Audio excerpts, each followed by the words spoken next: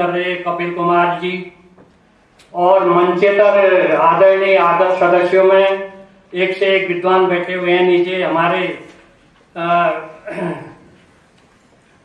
बहुत बड़े साहित्यकार हमारे बीच आप देखेंगे हरिसुमन बिष्ट जी बैठे हैं। डॉक्टर हरिसुमन बिष्ट जी प्रसिद्ध लेखक, उपन्यासकार और अनेक सम्मानों से अलंकृत लोकप्रिय अधिकारी। पृथ्वी सिंह केदारखंडी जी यूपीएससी में अधिकारी हैं। बहुत ही साहित्य लेखन वगैरह में उनका भी योगदान रहा है और अभी भी और निरंतर इसमें कार्यरत हैं। हमारे अध्यापक और समाज सेवी हमारी संस्था के सदस्य जो हैं ये सुल्तान सिंह तोमर जी, हमारे बीच बैठे भवानी दत्त कांडपाल जी विद्वत और संस्कृत के महान पंडित हैं, और आदरणीय ललित मोहन जी तिवारी जी हमारे विद्वत वर्ग यहाँ आए हैं। मेरा अधिक परिचय नहीं है, आदरणीय विद्वान आप भी बैठे हैं। इसके अलावा अनेक प्राध्यापक और प्रोफेसर लोग यहाँ पर हैं, सबसे परिचय नहीं है, मैं इस्तेमाल चाहता हूँ। तो मुझे तो ऐसा लग रहा है कि सूर्य को दीपक दिखाने वाली बात है। आप लोग गुरुजन हैं, विद्वत पर हैं, एक से एक अपने क्षेत्रों के प्रतिष्ठित विद्वान यहाँ बैठे हुए हैं, तो आपके बीच बोलने का ये तो मेरा तो सौभाग्य है। लेकिन ये काम ऐसा ही है कि जैसे सूर्य को दीपक दिखाते हैं, सूर्य की स्तुति हम दीपक से भी करते हैं, लेकिन श्रद्धा भाव से मैं भी दो शब्द आपके बीच बोलूंगा। हालांकि ये भाषा विज्ञान का विषय जो है सबसे नीरस होता है, उस पर भी हम चर्चा कर रहे हैं आज, तो थोड़ा सा इसको आगे आप बढ़ाते हैं कार्यक्रम को। अब मेन तो यह है कि भाषा का उद्भव और विकास कैसे हुआ, ये कोई बहुत लंबा चौड़ा विषय है, उद्भव और विकास का। ये नहीं है कि मनुष्य पैदा हुआ तो उसके शरीर में कपड़े थे और वो भाषा बोलता था, उसको साहित्य मालूम था, विज्ञान भी मालूम था, ऐसा कुछ नहीं है। वो तो एक पशु की जिंदगी से पैदा हुआ है, आपको पता ही है, क्योंकि उसका प्रारंभिक रूप क्या रहा होगा। उसके पास वाणी भी नहीं थी, कोई बोल नहीं सकता था, और कोई साधन नहीं थे, दिमाग भी उसका विकसित नहीं था। वो आहार निद्रा भय मैथुन, वो कहते हैं आहार निद्रा भय मैथुन के अलावा उसको कुछ नहीं मिला था नैसर्गिक रूप से। लेकिन धीरे धीरे लाखों वर्ष लगे, करोड़ों वर्ष लगे कि उसने भाषा का विकास किया आपस में। अब भाषा का विकास कैसे हुआ कि कुछ नैसर्गिक प्रवृत्तियां होती हैं, हमारी कष्ट होता है तो हम उसमें एक आवाज निकलती है मुंह से, कोई दुख होता है आवाज निकलती है, प्रसन्नता होती है तो उस तरह की आवाज निकलती होगी, और इसके अलावा कुछ अपना काम के लिए कोई इशारे करता होगा। इस तरह से भाषा धीरे धीरे, और किसी को कष्ट हुआ एक ध्वनि बन गई, वो कैसे चिल्लाता है उसको याद किया उसने धीरे धीरे। अब कहीं कोई अगर ध्वनि में अगर आवाज करे तो समझ जाएगा वो कष्ट में है। किसी को भूख लग रही है, वो कैसी ध्वनि आवाज करता है वो व्यक्ति, तो उसको पता लग गया, धीरे धीरे उसको पकड़ लिया, एक प्रतीक चिन्ह हम बनाते गए धीरे धीरे। इस तरह शब्दों से, ध्वनियों से, प्रकृति से हमने जो है भाषा को लिया हुआ है। तो इस तरह हमारी भाषा का विकास है, जो इसलिए कहते हैं कि आहार निद्रा भय मैथुन से आगे बढ़ करके हमने भाषा का विकास किया। आज दुनिया में आप देखते हैं कि हजारों भाषाएं हैं, 7,000 9,000 के करीब तो जीवंत भाषाएं अभी भी मानते हैं। हमारे यही जो है करीब 1800 1900 या 19,000 के करीब भी लोग भाषा बोली सब लगा करके कहते हैं, इतनी भाषाएं बन चुकी हैं और इतनी विकसित भाषाएं हैं कि हम एक किसी भी अपने वक्तव्य को, अपने विचारों को अनेक रूपों में भी परिवर्तित करने की हमारी शक्ति आ गई है। भाषा में भी अनेक रूप आ गए, डॉक्टर की भाषा अलग, वैज्ञानिक की भाषा अलग, वकील की भाषा अलग, प्रोफेसर की भाषा अलग, दार्शनिक की भाषा अलग, ये भी आप सुनते होंगे। इस तरह की भाषाओं का हमारा विकास हो चुका है, काफी हम आगे बढ़ गए भाषा के क्षेत्र में। अब भाषा का मुख्य काम तो यही होता है कि हम अपने विचारों का आदान प्रदान करते हैं, उसका एक माध्यम है। अब हम चाहे लिख के करें, बोल के करें, इशारों से करें, क्योंकि सभी की भाषा नहीं होती, पशु पक्षियों की तो भाषा है नहीं, वो भी अपना काम चलाते हैं, उनमें भी पूरी अनुभूति होती है। तो अपना वो कैसे ये कार्य करते हैं कि अंग चेष्टाओं के द्वारा, अपनी आवाजों के द्वारा, प्रतीकों के द्वारा, ध्वनियों के द्वारा वो भी करते हैं पशु पक्षी। मनुष्य जो है इससे आगे काफी बढ़ गया है। अब मुख्य चीज ये है कि भाषा तो बनती जाती है, दुनिया भर के भेद उसमें बनते जाते हैं, लेकिन मुख्य चीज है कि अपनी भाषा के प्रति सम्मान होना बहुत जरूरी है। आपकी जो मातृभाषा है, दूध बोली है, उसका सम्मान बना रहना चाहिए। राजकीय भाषाएं जो है उसका सम्मान तो हमें कानूनी तौर पर करना ही पड़ता है। राष्ट्र भाषाओं का भी सभी का सम्मान होना चाहिए। अब मैं मुख्य उत्तराखंडी भाषा के स्रोत और विकास पर आता हूँ कि इसको इंडो आर्यन जो लैंग्वेजेस हैं उन्हीं के अंदर की ये भाषा मानी जाती है। कुछ लोग इसको खस अपभ्रंश से मानते हैं और कुछ सौरसेनी अपभ्रंश से भी मानते हैं। इन दोनों से इसका विकास हुआ है और ये नहीं है कि हमने ही कोई इसका विकास किया है। उत्तराखंड तो आपको पता है पहले तो ये भी इतना पॉपुलेटेड स्टेट रहा नहीं होगा, बहुत कम लोग रहे होंगे शुरू में, कुछ आदिवासी भी यहाँ रहे होंगे। अब आदिवासियों में भी आप देखिए कोल, किरात, मुंड, तंगड़, खस, पुलिंद, शक आदि इस तरह की आदिवासियों की बातें की जाती हैं। उनकी भी भाषा रही होगी, जब वो यहाँ रह रहे थे, अपने कार्य कर रहे थे, तो उनकी भी भाषा रही होगी। उत्तराखंड में जो मुख्य बात है जो मेरी समझ में आया, या आप भी विद्वान बैठे हुए हैं, ये हमारी संस्कृत निष्ठ भाषा है। मूलतः ये हमारी संस्कृत निष्ठ भाषा है। इसी के बारे में मैंने एक रिसर्च की थी, खोज की थी कि हमारे जो कुमाऊं में, विशेषकर कुमाऊं में जो शब्द बोले जाते हैं उनका आधार क्या है। तो मुझे पता लगा कि इसमें 70-80% जो है हमारे संस्कृत से आए हुए शब्द हैं। उसी पर मैंने एक पुस्तक तैयार की है, कुमाऊं ये शब्द संपदा व्युत्पत्ति कोश के नाम से एक पुस्तक। अब मैंने इसमें क्या पाया कि संस्कृत के शब्दों का बाहुल्य तो है ही, इसके अलावा अरबी, फारसी, अंग्रेजी, पुर्तगाली, अंग्रेजी, नेपाली, गोरखाली, तिब्बती, कहाँ के शब्द। हमारी भाषा जो है, उत्तराखंड की भाषा जो है सर्वसमावेशी है। जो जहां मिला उसको अपना लिया बिना किसी विचारणा के कि ये पराया है, अपना है, कोई मतलब नहीं। तो उससे हमारी भाषा बहुत विकसित हुई है। अब आप कहेंगे कि संस्कृत के शब्द हमारे इसमें कैसे आए। आपको अभी आश्चर्य लगेगा, मैं कुछ शब्द बोलूंगा आपको कि वो संस्कृत के मूल के हैं, लेकिन ऐसा लगता है कि पता नहीं कहाँ की भाषा है। यहाँ तक हमने रूप बिगाड़ दिया है उसका। तो संस्कृत तो मूल है। अब संस्कृत बनने का मूल कारण ये रहा होगा कि उत्तराखंड पवित्र भूमि है, यहाँ तीर्थ यात्रा के लोग आते हैं, 4 धाम है। तो यहाँ हमारे राज्य के या देश के अनेक राज्यों के विद्वान, संस्कृत के विद्वान, ज्योतिषी और तंत्र मंत्र वाले कई विद्वान जो है इनका दर्शन करने आते थे दर्शनार्थी के रूप में। अब यहाँ आए तो उन्होंने देखा कि यहाँ का भौगोलिक वातावरण भी अच्छा है, परिवेश अच्छा है और मंदिर है, तीर्थ स्थल है, एकांत है, शांति है, खोज करने का साधन है, तपस्या के साधन है और अपना आत्मज्ञान और दर्शन बढ़ाने के यहाँ पर साधन है। तो वो यहाँ आने लगे तो यहाँ के जो स्थानीय राजा रजवाड़े होते थे उनके संपर्क में आए, उन्होंने उनको सम्मानित भी किया। अब ये विषय बड़ा लंबा हो जाएगा क्योंकि ऐसी कहानियां हैं कि जो विद्वान आए जहाँ से उनको इतनी विद्वता थी कि ऐसे तंत्र मंत्र जानते थे कि जिसकी बड़ी अजीब कहानियां हैं। तो इस तरह से अब विद्वान आए संस्कृत। अब जो यहाँ पर आएगा कर्मकांडी ब्राह्मण, पंडित, ज्योतिषी जो भी आएगा वो वैदिक संस्कृति पढ़ा होगा, और तो चीज पढ़ के तो आया नहीं होगा क्योंकि वो तो हमारी वैदिक हिंदी है या आज की नहीं है। विष्णु का देवाल उखाड़ा, विष्णु का देवाल उखाड़ा, ऊपर बंगला बना खड़ा, अंग्रेजों के बारे में लिखा है। महाराज का महल ढहाया, बेड़ी खाना तहां धरा, मल्ले महल उड़ाई नंदा, बंगलों से भी तहां भरा। अंग्रेजों ने अल्मोड़े का नक्शा और किया। ये उनका एक उदाहरण है। ऐसी हिंदी वो तब लिखते थे जबकि भाषण हरिश्चंद्र तो पैदा भी नहीं हुए, 50 साल बाद पैदा हुए उनके मरने के बाद।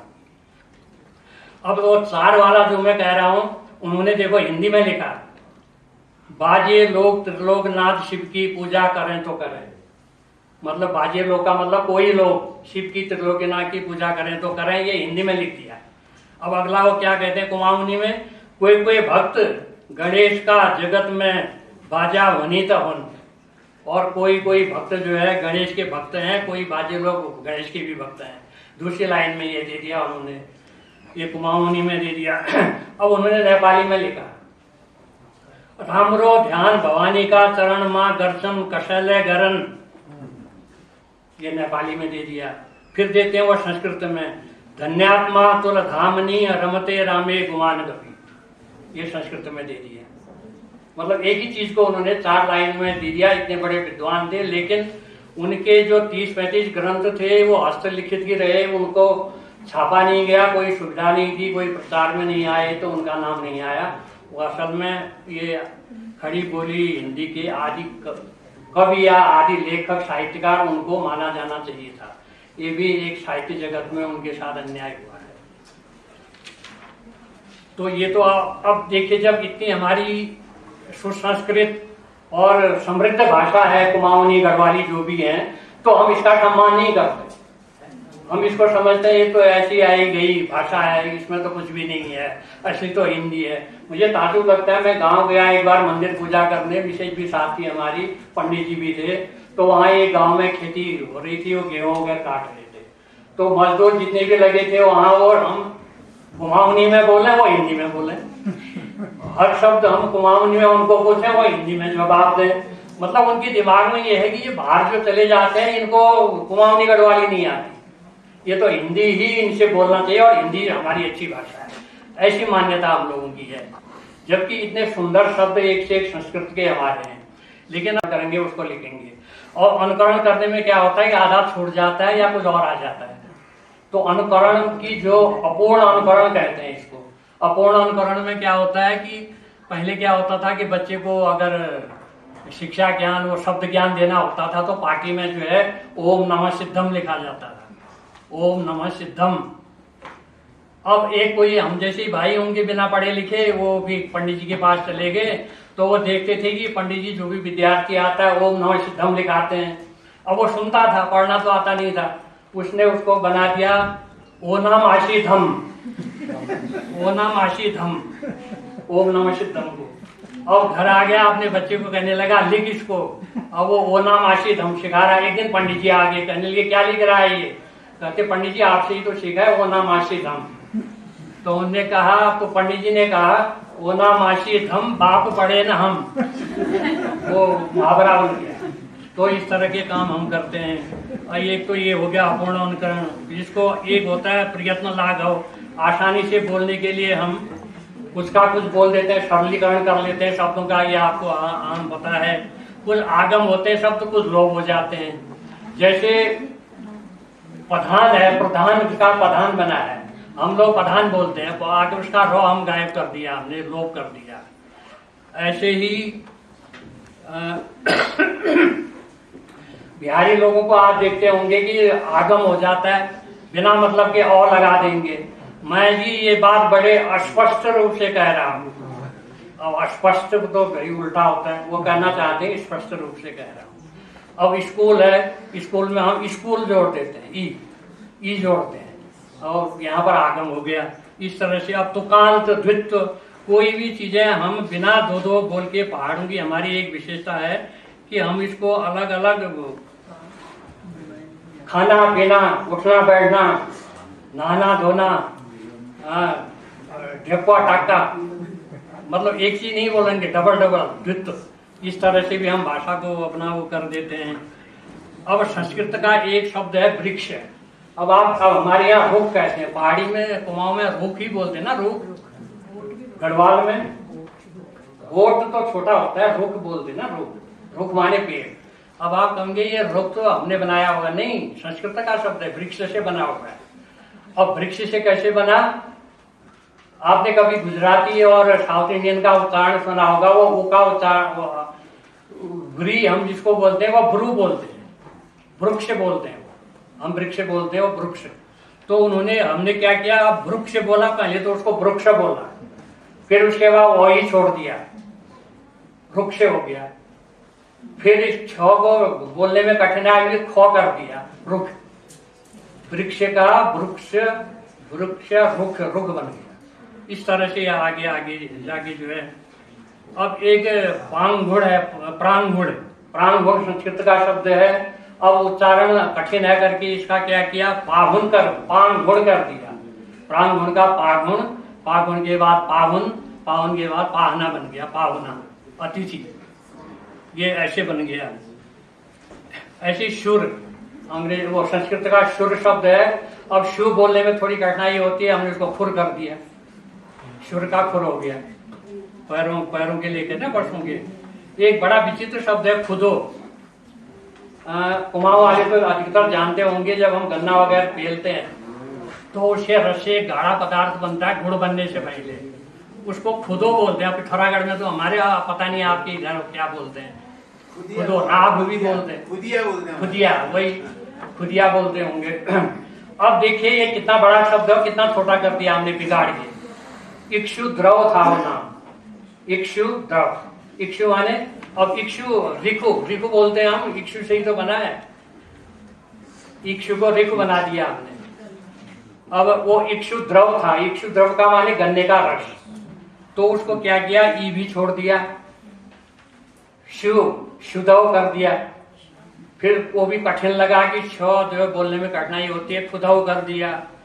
अब खुदाव करने के बाद खुदो, खुदो, खुदा, खुदाई, खुदो शब्द बन गया। तो ये शब्दों का इस तरह से आए हुए हैं, यही कुछ चीजें मैंने किताब में बताई हैं काफी, आप लोग देखेंगे। तो इस तरह का हम वो करते हैं। अब चूक है, शुक्र, संस्कृत का शुक्र शब्द है, उसको हमने सरलीकरण के लिए चूक कह दिया। संस्कृत का शब्द है चूक, कोई अपना कोई ऐरा गहरा देहाती नहीं है।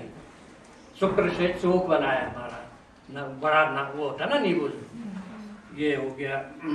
अब झंडा कहते हैं आप, झंडा। अब झंडा जो है जयंता से बना है, कोई जीत के आता था तो उसके लिए वो एक वो ध्वजा पताका बना के आता था, नहीं मैं जीत गया हूं, उसको कहते जयंता। अब जयंता थोड़ा बोलने में लगता होगा या अपूर्ण अनुकरण हो गया होगा, तो जयंता को जनता बोलना शुरू कर दिया, जयंता जनता, जनता से भी झंडा, झंडा हो गया। और कुछ ऐसे भी है, हमें मुझे लगता है जैसी मेरी खोज है कि दंड से भी ये शायद बना हो, क्योंकि डंडा भी होता था ना, पताका अलग है डंडा अलग है, तो दंड का दंड, दंड, दंड, झंडा, इससे भी बना हुआ लगता है हमें। अब द्वितीय वाला मैंने आपको बता ही दिया, मतारी बाबू, भाई बहन आए, हर एक के साथ जोड़ते जाते हैं, भाई बहना, मतारी, भाई बहना, खेती पाती, बोट बाट, और ये साग पात, चाहा पानी, भाना कोना, भाना बर्तन, भाटे, भाना कोना। तो द्वित्व इसलिए है कि हमारे यहाँ पहाड़ों में क्या होगी कि ऊंची आवाज में बोलना पड़ता है। अब ध्वनियों का अंतर देखिए, पहाड़ में वहीं दूर आप बोलेंगे तो आवाज नहीं जाएगी उतनी जितना मैदान में जाती है, तो जोर से बोलते थे, तो जोर से बोलने में उनको उसको द्वित्व करना पड़ता था, एक बोला दूसरा भी उसके साथ जोड़ दिया, तुकांत कुछ मिला दिया, तो जिससे प्रभाव पड़ेगी मैं ये बोल रहा हूं, इस वजह से ये बनते गए।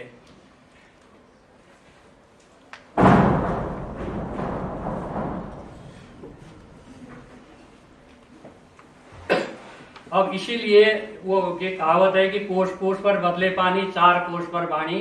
तो इन शब्दों का अंतर आता गया, हम कुछ बोलते गए, वो बोलते गए। अब क्या हुआ, इसकी वजह से क्या हुआ कि हमारी कई बोलियां बन गई। अब मैं माफी चाहूंगा अध्यक्ष महोदय और आप लोग कि मैं इससे जरा डिफर करता हूँ विद्वानों से, कि लोग कहते हैं कि हमें भाषा बोली को बचाए रखना चाहिए, ये करना चाहिए, अपनी भाषा है, अपनी बोली है, बहुत अच्छा है। अच्छा इसलिए है कि आप अपनी भाषा, अपनी बोली के जो शब्द हैं वो दूसरी बोली में आपको नहीं मिलेंगे, वो आनंद आपको नहीं आएगा जो आपके यहाँ शब्द बन चुका है, जिसमें आप मतलब अपना मनोरंजन करते हैं, आपको आनंद आता है। ये तो बात ठीक है यहाँ तक। अब क्या है, मैं पिथौरागढ़ में बैठा हूँ, पिथौरागढ़ में कोई अल्मोड़ी का आ जाए तो हम सोचेंगे हम तो पिथौरागढ़ी हैं, ये अल्मोड़िया है, यहाँ पर भेद आ गया। अब वहां से हटे हम तो देहरादून आ गए।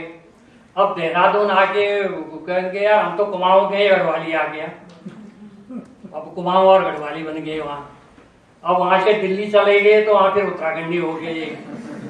अच्छा उसके बाद विदेश चले गए तो विदेश जाने के बाद हमको कोई भी इंडियन किसी भी राज्य का हो, हिंदू मुसलमान कोई भी हो, तो अगर वो इंडियन है तो अपना प्यारा है। होता है कि नहीं होता है? तो ये बोली, छोटी छोटी बोलियों के मोह में ये झमेला पालना क्यों है? इसलिए हम कह रहे हैं कि एक हर राज्य की एक प्रतिनिधि भाषा होती है। ऐसा नहीं है कि हमारे यहाँ ही बोलियां हैं, 2 दर्जन से ऊपर हमारी भाषा बोलियां हो गई हैं यहाँ। ये हर जगह हर राज्य में है, ये नहीं है कि और जगह का एक ही उनकी प्रतिनिधि भाषा है। हमारी भी एक प्रतिनिधि भाषा होनी चाहिए। अप्रतिम